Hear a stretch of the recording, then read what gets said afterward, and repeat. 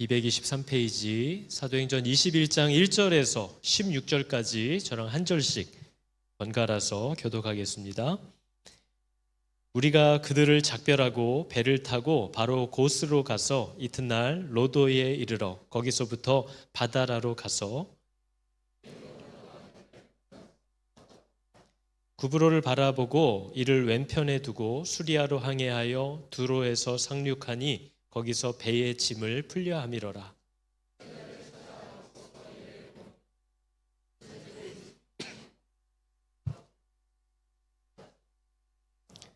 이 여러 날을 지낸 후 우리가 떠나갈새 그들이 다 그 처자와 함께 성문 밖까지 전송하거늘 우리가 바닷가에서 무릎을 꿇어 기도하고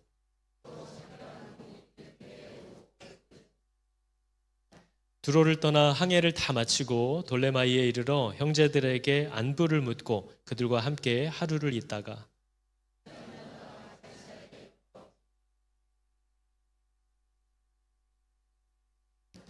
그에게 딸 넷이 있으니 처녀로 예언하는 자라.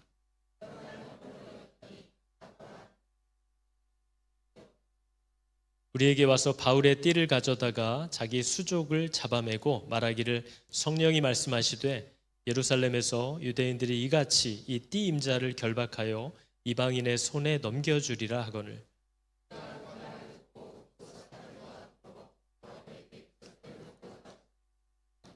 바울이 대답하되 여러분이 어찌하여 울어 내 마음을 상하게 하느냐 나는 주 예수의 이름을 위하여 결박당할 뿐 아니라 예루살렘에서 죽을 것도 각오하였노라 하니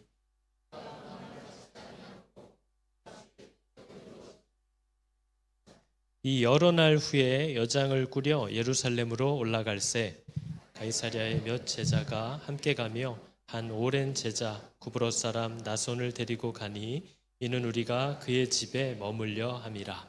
아멘. 자, 우리가 사도행전을 보고 있죠.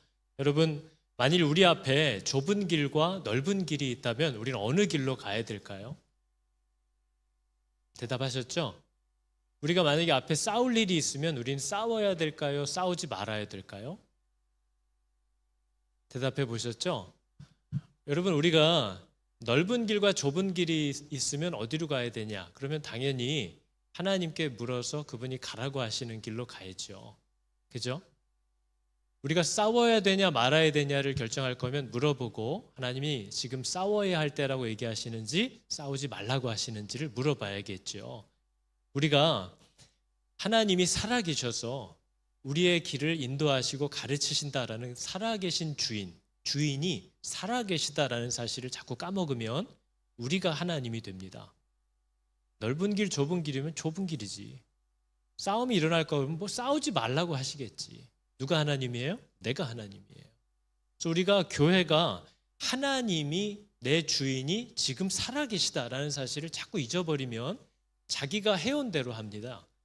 그리고 자기가 한번 읽은 대로 하는 거죠. 하나님의 말씀을 가지고 내가 주권자가 되어서 내가 판단하고 내가 결정하게 되는 일을 계속하게 되는 겁니다. 그러나 우리는 이 말씀들 가운데 지금 하나님이 우리에게 명하시는 것은 무엇일까 하고 우리의 살아계신 주인에게 주목할 수 있는 믿음이 저와 여러분에게 있어야 되는 거죠. 근데 이게 없어지면 내가 하나님이 돼서 살아갑니다. 교회를 다니고 하나님 부르지만 결국 다 누가 하는 거예요? 내가 하는 거예요.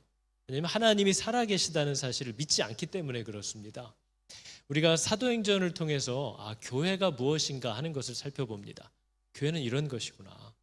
우리가 사도행전을 통해서 교회의 일꾼들은 어떤 사람이었구나 하는 걸 보게 됩니다. 교회의 직분들은 바로 이런 사람들이었구나 라는 걸 보는 거죠. 교회가 뭐냐 물어보니까요. 교회는 우리가 이 세상을 사는 목적과 이유가 뭐냐를 깨달은 사람들입니다. 그 사람들이 교회예요. 내가 이 세상을 왜 살아야 하는지를 깨달은 거예요. 이 땅에서의 잠깐 주어진 시간이 뭘 위한 건지를 정말 발견한 사람들이 교회인 거예요. 그래서 교회는 깨달은 대로 이 세상을 살기 시작하는 사람들이 교회입니다. 깨달았다고 말만 하고 세상이 사는 대로 사는 사람이 아니라 이 땅을 살아가는 목적은 바로 이런 거구나 라는 걸 정말 깨닫고 그렇게 살아가기 시작하는 사람들이 교회고 그러한 사람들이 바로 일꾼인 거죠. 우리가 사도행전을 통해서 보는 건 뭡니까? 목사는 주의 일을 하고 성도들은 세상에서 먹고 산다가 아니에요. 모든 사람들은, 모든 성도들은 하나님을 드러내는, 하나님의 살아계심을 나타내는 자들이라는 걸 알아야 됩니다. 우리는 생명을 드러내야 하고 그 생명을 전해야 하는 자들인 거죠. 목사만 하나님의 은혜로 먹고 살고 성도들은 세상에서 자기 힘으로 먹고 산다고 착각하시면 안 됩니다. 성도들을 먹고 살게 하시는 분이 하나님이시는 줄을 알아야 돼요. 목사도 성도도 하나님께 순종하여서 일을 하고 부르심대로 순종하고 하나님이 목사도 먹이고 성도도 먹이는 줄을 알아야 됩니다. 성도는 세상에서 자기 힘으로 먹고 사는 줄로 착각하면 안 돼요. 목사든 성도든 하나님께 순종하는 사람들이고 우리가 살아가는 존재의 목적은 그분에게 순종하고 그분의 인도함을 받으면서 세상이 보지 못하는 하나님이 여기 계시다라는 것을 삶으로 드러내야 하는 자들인 줄을 믿으시기 바랍니다. 그래서 우리의 부르심은 같아요, 틀려요? 우리의 부르심은 같아요. 우리 모두를 먹이시고 인도하시는 분이 같다는 거죠. 모양은 다를 수 있지만 우리의 방향과 부르심은 똑같습니다. 오늘 지난주부터 말씀을 보니까 바울이 에베소에서의 3년의 사역을 마치고 이제 다시 예루살렘으로 돌아가는 길입니다. 그래서 에베소에 세운 장로들을 불렀죠. 장로들을 불러서 우리가 지난 날 어떻게 했었는지를 돌아보고 그 은혜를 다시 한번 곱씹어보고 앞으로 교회가 만날 일들이 어떤 것인지를 예고했습니다. 아무리 믿음과 은혜와 하나님의 말씀이 넘치는 곳에는 마귀도 기승을 부린다는 사실을 분명히 얘기해 줬어요. 착각하지 말아라. 그리고 우리들이 지금 다 잘 믿는 사람 같지? 그러나 우리 중에도 사람들을 자기 사람 만들려고 엉뚱한 소리 하는 사람들이 나타나게 된다. 근데 이러한 미혹과 싸움 중에 교회가 가질 수 있는 유일한 소망과 힘은 우리 각자가 하나님께 말씀에 붙어 있는 것밖에 없다. 오직 하나님의 말씀이 너와 나를 든든히 세우신다. 그거 외엔 아무것도 없다는 거예요. 여러분, 아무리 좋은 교회, 좋은 목사, 좋은 교재와 성경이 우리한테 있어도 아무리 좋은 설교를 매번 하루에 몇 편씩 들어도 여러분이 하나님의 말씀 앞에 서지 않으면 아무 소망이 없습니다. 여러분을 세우는 것은 하나님의 말씀밖에 없는 줄을 여러분 기억하셔야 됩니다. 그게 정말 중요한 싸움인 거죠. 누가 미숙해도 돼요. 상황이 좀 어려워도 돼요. 그러나 우리를 든든히 세우는 건 뭐가 없어서가 아니고요. 하나님의 말씀 앞에 내가 붙어 있으면 그것은 우리를 정확하게 견고히 세우고 우리를 부족함 없이 자라게 하는 줄을 믿으시기 바랍니다. 우리의 모든 것들은 핑계일 뿐이에요. 하나님의 말씀은 완전합니다. 하나님의 말씀은 완벽해요. 그래서 그것만 있으면 충분하다는 고백이 벌써 나올 수 있는 거죠. 그래서 그런 얘기들을 하고 이제 바울이 돌아가는 거죠. 너희들이 말씀에 붙어 있어야 한다 라고 교회를 권면하고 부둥켜 안고 울면서 작별한 겁니다.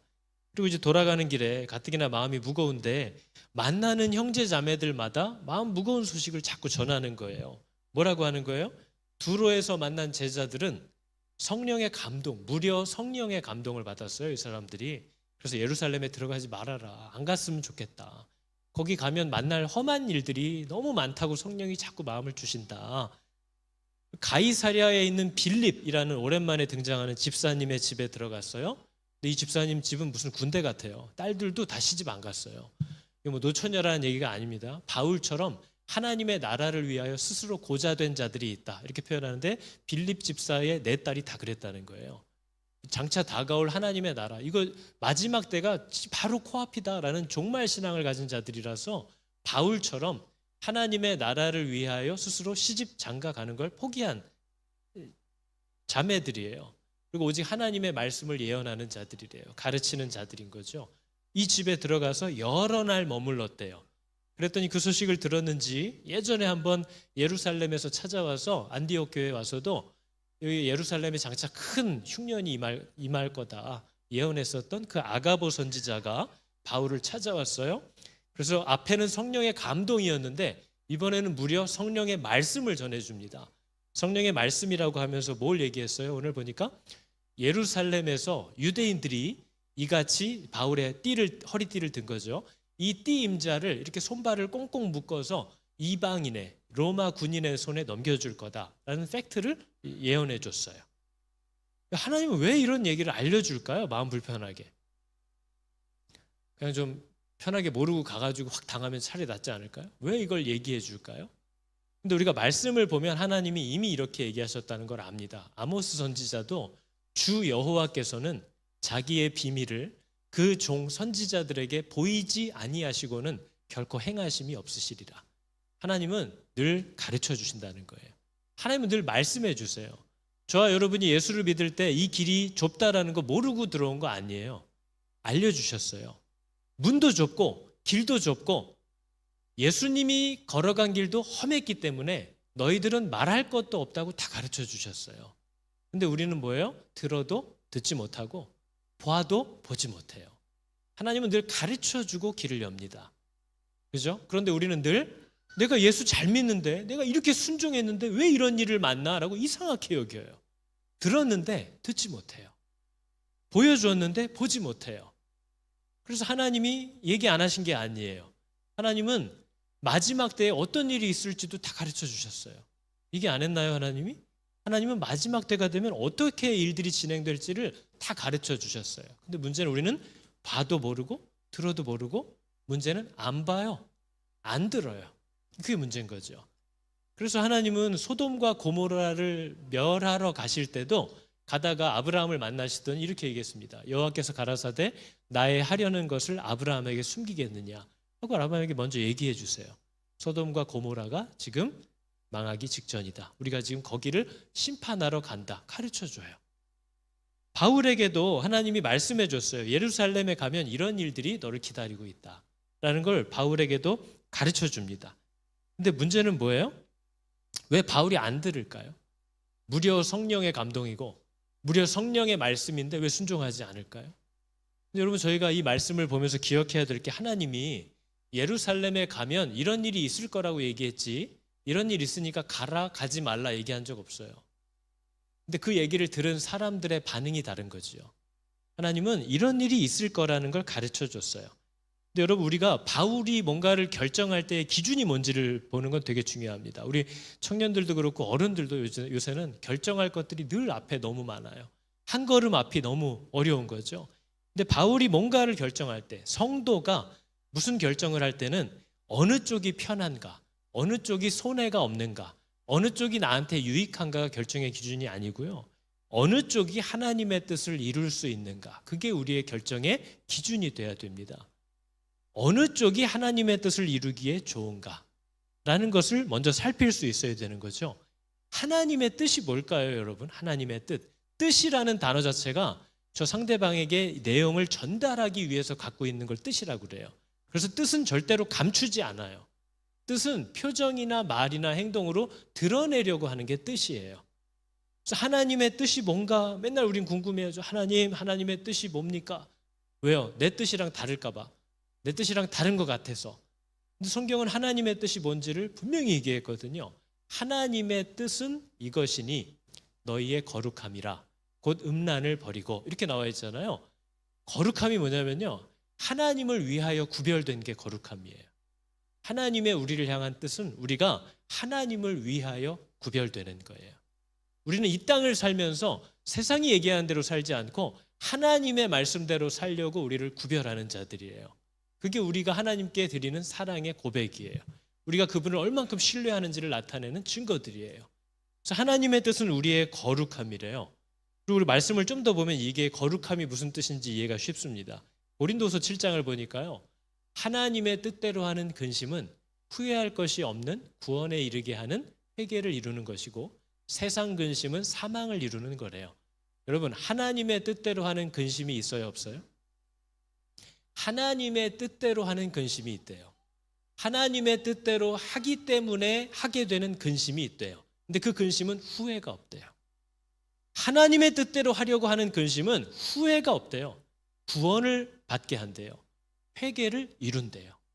근데 하나님의 뜻이 아닌 것들에 대한 근심은 사망을 이루는 것뿐이래요. 얘기하고 있죠. 우리가 다음 히브리서 베드로전서를 보면 이렇게 됩니다. 선을 행함으로 고난받는 것이 하나님의 뜻일진데 악을 행함으로 고난받는 것보다 낫다. 선을 행함으로 고난받는 일이 있대요, 없대요? 선을 행한다는 건 하나님의 뜻대로 순종한다는 거예요. 하나님의 뜻대로 행했기 때문에 받는 고난이 있대요. 그게 하나님의 뜻이래요. 아까 앞에 하나님의 뜻이 뭐래요? 우리의 거룩함이라고 그랬잖아요. 선을 행함으로, 하나님의 뜻에 순종함으로 받게 되는 고난, 그게 거룩함이에요. 하나님을 위하여 구별된 사람이에요. 하나님의 뜻대로 살기 위하여 어떤 일을 받아도 상관없다고 하는 사람, 그게 거룩한 사람이에요. 선을 행함으로 하나님께 순종하려고 고난받는 것이 하나님의 뜻이고 그게 우리의 거룩함이래요. 그걸 계속 얘기하잖아요. 근데 이 사람들은 어떻게 저렇게 할 수 있을까요? 근심할 일이 쌓였고 고난받게 되고 불이익 당하는 일이 많은데도 왜 하나님의 뜻대로 순종하려고 할까요? 히브리서가 이렇게 얘기하는 거죠. 너희가 갇힌 자를 동정하고 너희 돈을 빼앗기는 것도 기쁘게 당하는 것은 더 좋고 더 영원한 유익이, 산업이 있는 줄을 알기 때문이다. 뭘 얘기하는 거예요?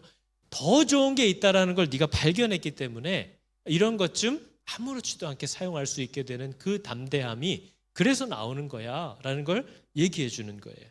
그래서 여러분, 하나님의 뜻은 우리의 거룩함이에요. 우리가 모든 순간에 하나님을 위하여 나 자신을 구별하는 거예요.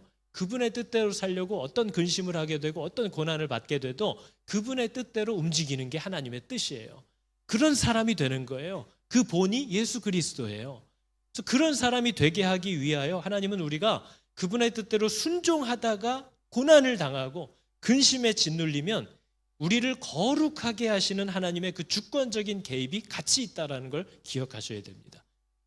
이 시간이, 이 고통과 이 근심과 이 괴로움의 시간이 하나님이 나를 거룩하게 해 가시는 아주 세밀하게, 자상하게, 아주 최고로 가까이 다가오셔서 일하고 계시는 하나님의 주권적인 개입이 바로 이런 순간에 이루어지고 있다는 걸 여러분 믿으시기 바랍니다. 우리는 어려우면 하나님이 어디 계시냐 하지만 내가 하나님의 뜻대로 순종하려고 어려움을 당하고 고난을 당하고 근심을 할 때에 하나님이 얼마나 우리와 가까이 오셔서 일하고 계시는가 하는 것을 여러분 기억하시기 바랍니다. 그게 우리가 받은 은혜라는 거예요. 바울이 예루살렘에 가면 이런 일을 만날 거다라는 성령의 감동과 말씀은 다 사실이에요. 팩트예요. 그런 일이 있을 거라는 거예요. 근데 그 사실을 들은 사람들의 반응은 다릅니다. 다 달라요. 다 좋은 마음이죠. 나쁜 마음은 아니에요. 제자들은 그 얘기를 들었을 때에 일단 환난을 좀 피하고 훗날을 도모하자, 이런 마음일 수도 있겠죠. 아니, 바울이 할 일이 많은 사람인데 이런 일 때문에 한 번에 무너지지 말고 좀 이런 건 피하고 더 하나님의 나라를 위하여, 이렇게 생각할 수 있잖아요. 그렇게 얘기했어요. 근데 바울의 반응은 또 달라요. 나는 예수를 위하여 결박받을 뿐 아니라 죽을 것도 각오했다, 이렇게 바울이 얘기하고 있어요. 그러니까 여러분, 우리가 선택이 다를 수 있다는 걸 인정할 수 있어야 됩니다. 어떤 건 맞고 틀릴 수 있지만 어떤 건 믿음의 분량과 상황에 따라서 각자의 선택이 좀 다를 수도 있다는 거죠. 그건 하나님이 판단하실 일이에요. 근데 바울이, 저희들도 그렇잖아요. 우리 하늘그림교회에서 매년 서리 집사들을 불러요. 서리 집사로 나오기도 힘든데 나오신 분들을 이제 목자로 다 세웁니다. 최대한 자기를 검증하는 시간이라는 거예요. 여러분, 좀 서 계신 목자가 다 검증돼서 세운 게 아니에요. 그분들을 보라는 거예요. 정말 목자의 역할을 하는 사람인지, 정말 이 사람이 영혼을 귀히 여기는지, 사람들을 돌아보는지 살펴보라고 드리는 시간이에요. 서로가 서로를 알아가는 시간인 거죠. 서리 집사가 되고 더더군다나 목자로 섬기기 시작하면 되게 많은 시간을 사용해야 되고 돈도 써야 되고 때로는 사람들의 시선, 입방아에 오르내릴 수도 있다는 사실을 사람들이 모르지 않아요. 근데 그렇기 때문에 안 하기로 결정하는 분들이 우리 가운데 있고, 그럼에도 불구하고 하겠다고 결정하는 분이 있습니다. 다 이유가 있겠죠. 다 이유가 있을 거예요. 그러나 그 이유가 하나님 보시기에 기뻐할 만한 이유인지 지극히 개인적이고 이기적인 이유인지를 자기가 판단해야 되는 겁니다. 누가 판단해 줄 수 있는 게 아니에요. 우리가 바울과 제자들이 의견이 안 맞을 때 어떻게 처신하고 있는지를 지금 보는 거죠. 여러분, 믿는 사람들끼리도 뭘 하다 보면 의견이 안 맞거든요. 근데 둘 다 들어보면 틀린 얘기는 아니에요. 그럼 어떻게 해야 될까요? 뭐 양육할 때마다 이건 늘 했던 얘기인데, 의견이 안 맞아요. 틀린 얘기는 아니에요. 근데 오늘 보니까 바울은 나는 죽을 것까지도 각오했대요. 제자들은 좀 돌아가라 이럴 때는 얘기가 나왔어요. 너 성령이 말씀하시는데 이렇게 대들 수도 있잖아요. 성령이 지금 이런 감동을 주시는데 너만 예수 믿어? 우리도 예수 믿어. 이러면서 싸울 수도 있어요. 근데 이 제자들이 얘기를 하다가 이렇게 결론을 내립니다. 아무리 권해도 바울이 권함을 받지 아니함으로 우리가 주의 뜻대로 이루어지이다 하고 그쳤대요. 왜 그쳤을까요? 지금 예루살렘에 가는 당사자가 누구예요? 바울이에요. 저 일을 겪어야 되는 사람 누구예요? 바울이에요. 그러니까 그 사람에게 사랑하는 마음으로 상의하고 권고하고 고민하고 권면할 수 있어요. 그러나 그 사람이 하나님 앞에서 결정하면 이제 그 사람이 결정한 대로 갈 수밖에 없는 거예요. 내가 할 일 아니잖아요. 교회에서도 만약에 문제가 일어나면 어떻게 결정해야 되는 거예요? 그래서 교회가 질서와 권위와 리더들을 세우는 거예요. 리더는 부리는 사람이 아니고요. 그 일에 대한 책임을 지는 사람이에요.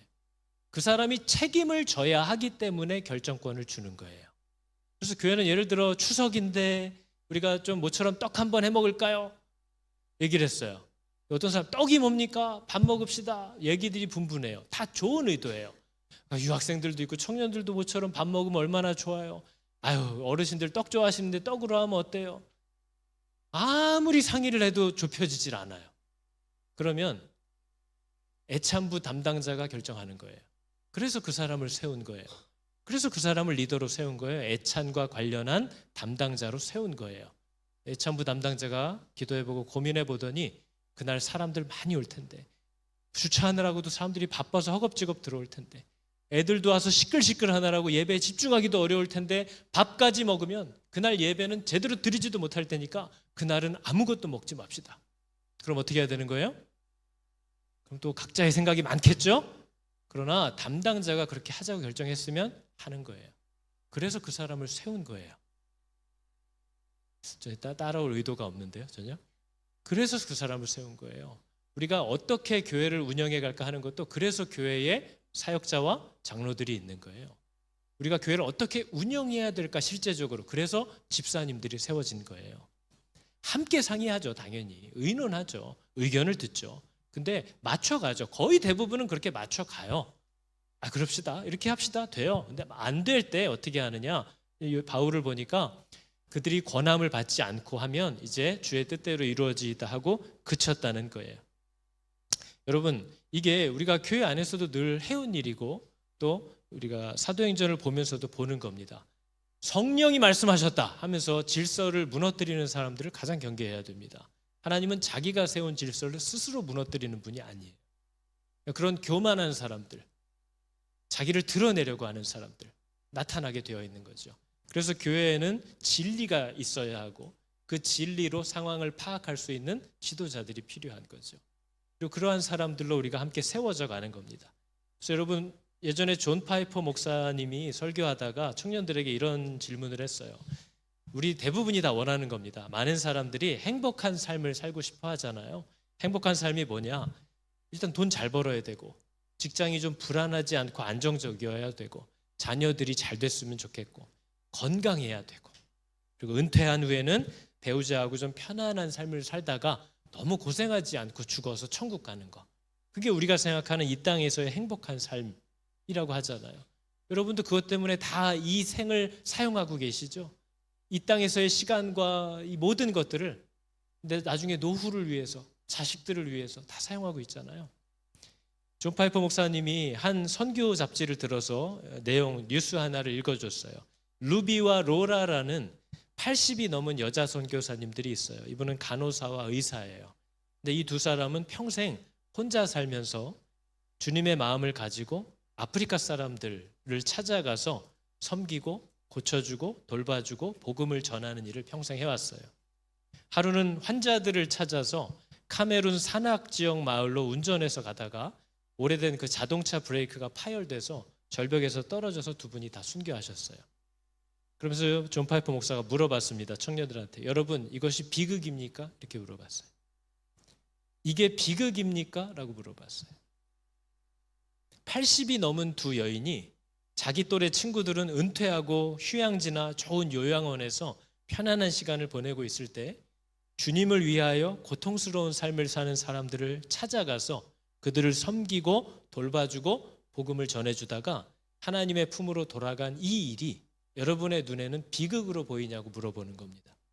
그러면서 존 파이퍼 목사가 내가 진짜 비극이 뭔지 보여주겠습니다 하면서 잡지 하나를 들고 어떤 부부의 삶을 얘기하는 미디어의 글을 하나 읽어줬어요. 미국 북동부 지역에 사는 밥과 펜이라는 부부가 있대요. 이 부부는 성공해서 5년 일찍 은퇴했대요. 따뜻한 플로리다에 내려가서 집도 하나 사고요, 보트도 하나 샀대요. 친구들하고 매일 소프트볼을 하면서 지낸대요. 그리고 가끔 찾아오는 손주들을 위해서 바닷가에 나아가서 예쁜 조개 껍질을 걸어다니면서 줍는 취미가 있대요. 그러면서 이렇게 얘기합니다. 여러분, 이게 비극입니다. 이렇게 사는 게 비극입니다. 그리스도가 우리를 위하여 뭘 하셨고 지금 세상이 사망 가운데 어떻게 흘러가고 있는데 일찍 은퇴해서 친구들하고 소프트볼하고 조카들, 손주들 줄 조개 껍질 주스면서 사는 이 인생이 비극이라는 거예요. 이렇게 살지 말라는 거예요. 하나님이 뭐 때문에 피를 흘렸는데 이렇게 사는 게 나중에 하나님 앞에 가가지고 하나님, 저는 매일 친구들하고 소프트볼하고 손주들 줄 조개 껍질 주스면서 아내랑 건강하게 살다가 하나님 앞에 왔습니다 라고 얘기할 거냐는 거예요. 여러분, 이렇게 사는 삶이 비극입니다. 여러분의 삶을 낭비하지 마십시오 얘기하는 거죠.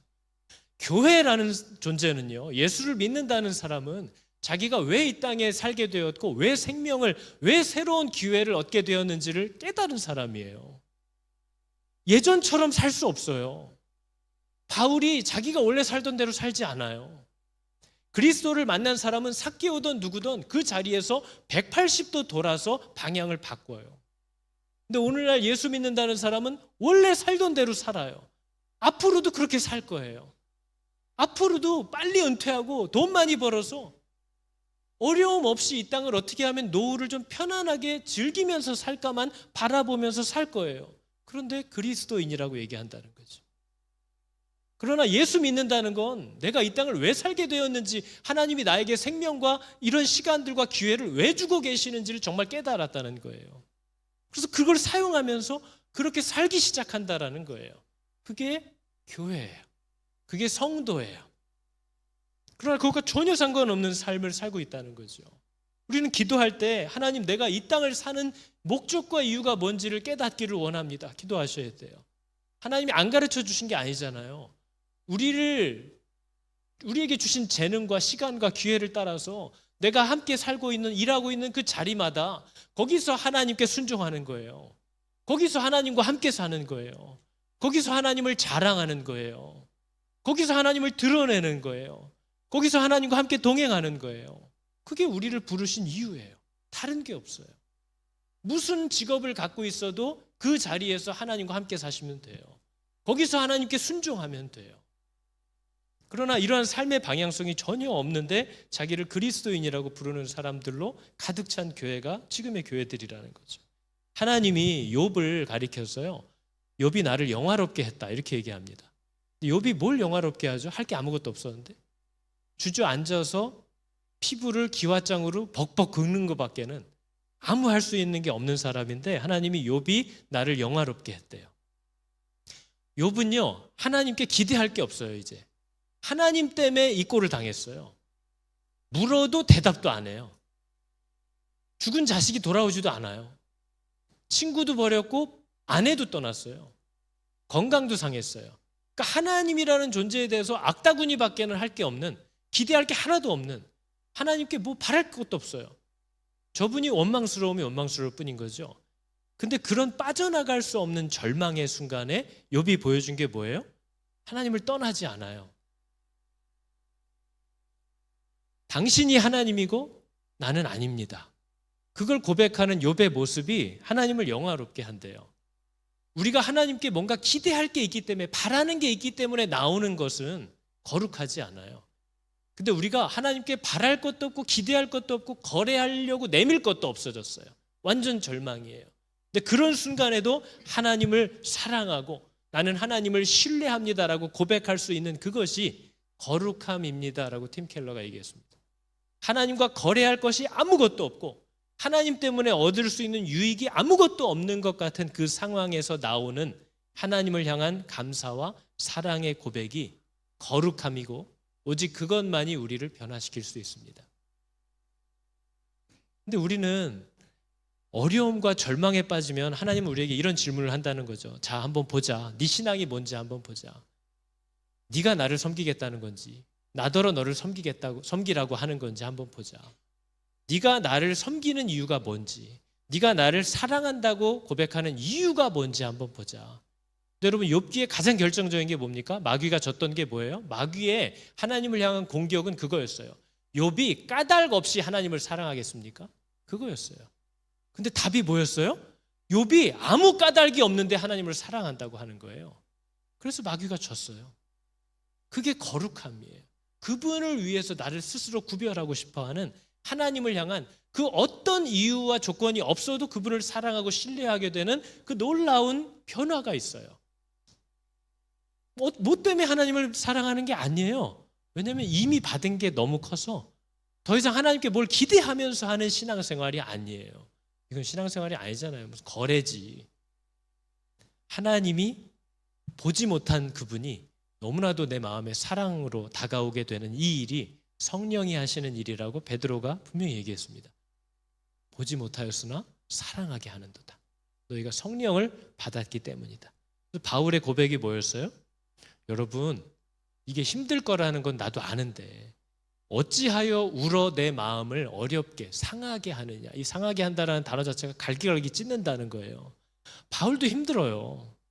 여러분, 이거 너무 옛날 속담인가요?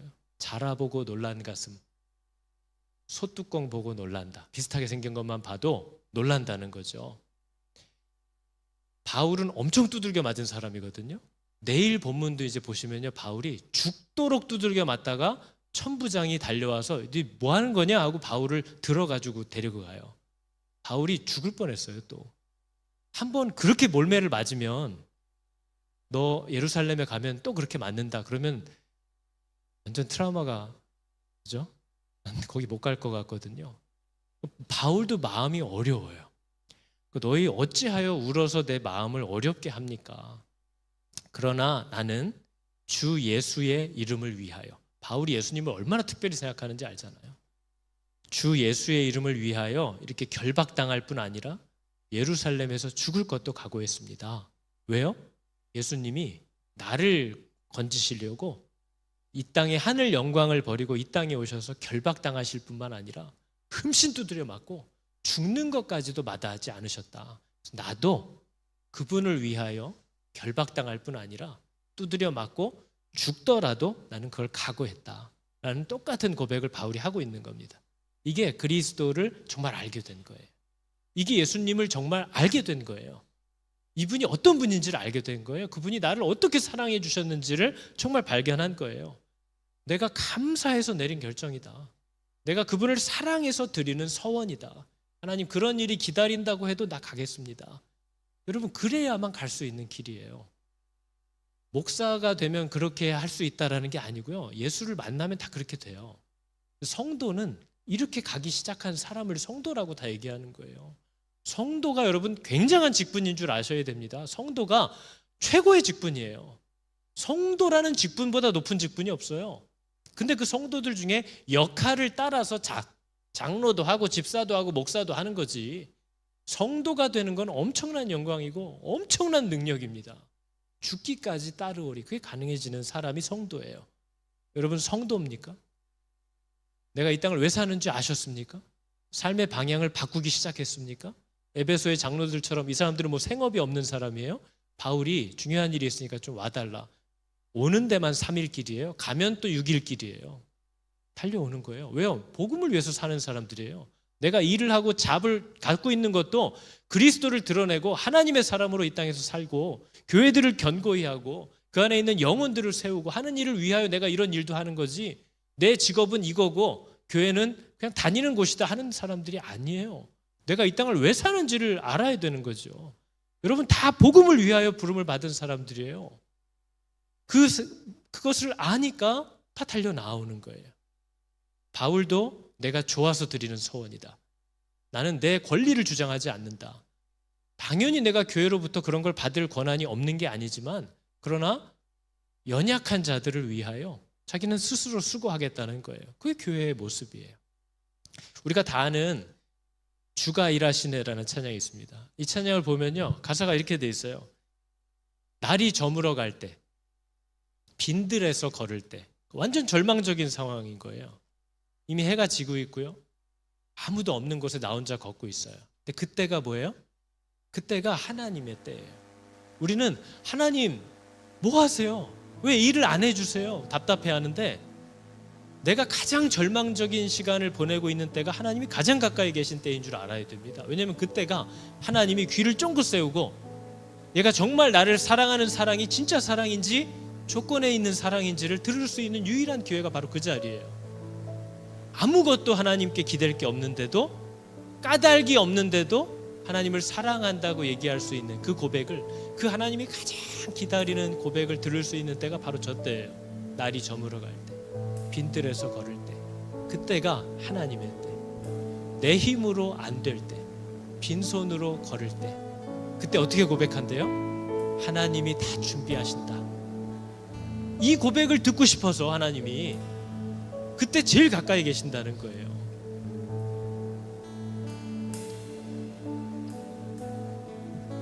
옛날 찬양 중에 그런 게 있거든요. 가사가 갑자기 하나님께로 내가 갑니다. 고통 가운데 계신 주님이라는 찬양이 있어요. 고통 가운데 같이 계신다는 뜻이에요. 하나님께로 갑니다. 지금 내가 당하고 있는 그 고통 한가운데 나랑 같이 계신 주님, 그 뜻이에요. 그분이 내가 고난 당할 때 항상 그 가운데 같이 있다고. 그래서 그분이 내가 얼마나 힘든지를 안다고 얘기하시는 거예요. 왜냐면 그 고통 가운데 같이 있거든요. 알아, 이거야. 이 아픔을 내가 알아. 그 가운데 까닭 없이, 뭐 다른 바라는 거 없이, 하나님은 내가 제일 좋아하는 분, 하나님은 내게 제일 신뢰하는 분. 빈손인데요, 하나님이 다 준비하실 거야. 여호와 이래 고백한대요. 주가 일하시네, 주가 일하시네. 그 고백을 하는 거죠. 여러분, 함께 찬양할 때 성령께서 방향을 잘못 잡은 우리들의 마음을 다 돌이켜 주시기를 축복합니다. 우리가 어떻게 살아야 할지를 가르쳐 주실 줄을 믿습니다. 찬양할까요? 날이 저물어 갈 때, 빈들에서 걸을 때, 날이 저물어 갈 때, 빈들에서 걸을 때, 그때가 하나님의 때. 내 힘으로 안 될 때, 빈손으로 걸을 때, 내가 고백해 여호와. 다시 한번 할까요? 날이 저물어 갈 때, 날이 저물어 갈 때, 빈들에서 걸을 때, 그때가 하나님의 때. 내 힘으로 안 될 때, 빈손으로 걸을 때, 내가 여호와 이래. 이 주가 일하시네, 주가 일하시네, 주가 일하시네. 주께 아끼지 않는 자에게 주가 일하시네, 주가 일하시네. 신뢰하며 걷는 자에게. 2절 찬양합니다. 우리 모인 이곳에 주님 함께 계시네. 누리네 아버지 은혜.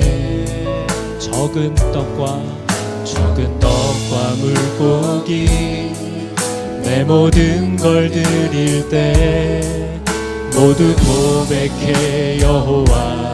주가 일하시네, 주가 일하시네, 주가 일하시네. 주께 아끼지 않는 자에게 주가 일하시네. 주가 일하시네. 신뢰하며 걷는 자 주가 일하시네. 주가 일하시네. 주가 일하시네. 주께 아끼지 않는 자에게 주가 일하시네. 주가 일하시네. 신뢰. 우리 한 번 더 찬양합니다. 주가 일하시네. 주가 일하시네. 주가 일하시네. 주가 일하시네. 주께 아끼지 않는 자에게 주가 일하시네. 주가 일하시네. 신뢰하며 걷는 자에게. 여러분 시간 함께 기도할 때 하나님, 내가 이 땅에서 사는 목적과 이유가 뭔지를 깨닫게 해주십시오.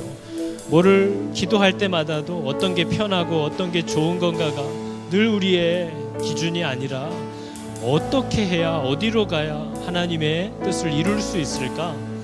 이것을 가지고 움직일 수 있는 청년들이 좀 있고, 이것을 기준으로 살아가는 성도들이 있고, 어떤 게 하나님의 뜻을 이룰 수 있을까 해서 거기에 순종하고 싶어서 하는 근심하고 하나님의 뜻대로 순종해 보려고 당하는 고난을 기뻐하는 정말 이런 복된 인생들이 아버지 교회 안에 많이 나타나고, 그래서 세상이 그것을 보면서 궁금해할 수 있도록 우리가 함께 살아가는 하나님이 어떤 분인지를 저들이 보게 하려고 아버지 이 땅을 살기 시작하는 그런 정말 영광스럽고 지혜 있는 성도들이 되게 하여 달라고 이 시간 함께 주여 외치고 기도하겠습니다. 주여. 하나님 우리의 삶의 방향이 엉망진창이 되어버렸습니다. 세상이 말하는 대로 살고 싶고 정말 내가 느끼기에 편한 대로만 살고 싶고 하나님의 부르심과 구원에 대한 것은 하나도 생각하지 않고 오직 자식 잘 되고 나 잘 되고 노후가 편하기만을 바라는 것을 위하여 이 땅의 모든 시간을 허비하며 살아가는 정말 이 비극적인 인생을 하나님 불쌍히 여겨 주시옵소서. 하나님 우리를 왜 부르셨는지, 우리를 왜 창조하셨는지, 우리가 이 짧은 시간 이 땅을 왜 살아가야 하는지를 알게 하여 주시옵소서. 하나님이 곧 오실 텐데 심판자가 문 앞에 서 계신데 하나님 뭘 생각하며 살아가는지를 보게 하여 주시옵소서. 하나님 우리의 마음을 열어주사, 우리의 눈을 열어주사, 하나님 우리가 무엇을 기준으로 삼고 살아야 하는지, 우리가 무엇을 바라보며 달려가야 하는지, 우리가 어떻게 일들을 결정해 가야 하는지 하나님 우리로 알게 하여 주시옵소서. 깨닫게 하여 주시옵소서. 하나님 우리를 부르신 하나님과 동행하는 삶의 기쁨과 즐거움을 맛보는 자들이 되게 하여 주시옵소서. 그 기쁨과 즐거움을 전하는 자가 되게 하여 주시옵소서. 하나님 정말 내가 갇혀있는 것도 개의치 않고 내가 가진 것을 다 빼앗기는 것도 기쁘게 당하는 것은 더 좋고 영구한 산업이 있는 줄을 알기 때문에 하나님 우리로 하여금 이 담대함을 버리지 않게 하여 주시고 큰 상을 얻을 때까지 인내하며 나아가게 하여 주시옵소서. 하나님 모든 교회들이 우리의 부르심을 깨닫게 되기를 원합니다. 하나님 주님께서 왜 우리의 삶 가운데 역사하시는 줄을 알게 하여 주시옵소서. 하나님 왜 우리를 부르시는 줄을 깨닫게 하여 주시옵소서. 하나님 우리가 하나님의 뜻대로 하는 근심도 마다하지 않고 하나님께 순종하기 위하여 고난받는 것도 즐거워하는 것은 더 좋고 영구한 산업이 있는 줄을 알게 되었기 때문입니다. 하나님 우리로 담대함을 버리지 않게 하여 주시고 우리의 인내를 필요로 하게 또 큰 상을 얻는 것을 바라보며 하나님 만날 날을 준비하는 정말 지혜 있는 신부들이 다 되게 하여 주시옵소서. 등불을 다 꺼버리고 세상을 향하여 달려다니는 정말 우리들의 죄 짓는 데 빠른 이 발들을 긍휼히 여겨주사 우리의 눈과 마음을 열어주시고 성령님 우리의 마음에 어떤 것이 하나님이 우리에게 말씀하신 것인지를 바르게 이해할 수 있는 지혜를 허락하여 주셔서 이 땅의 삶이 얼마나 빠른지를 깨닫고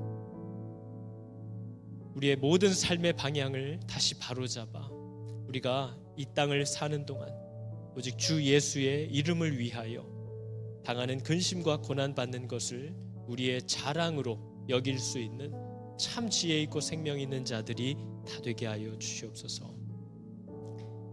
여호와는 내게 복을 주시고 너를 지키시기를 원하며 여호와는 그의 얼굴을 비추사 은혜 베푸시기를 원하며 여호와는 그 얼굴을 너희에게로 향하여 드사 평강 주시기를 원하노라.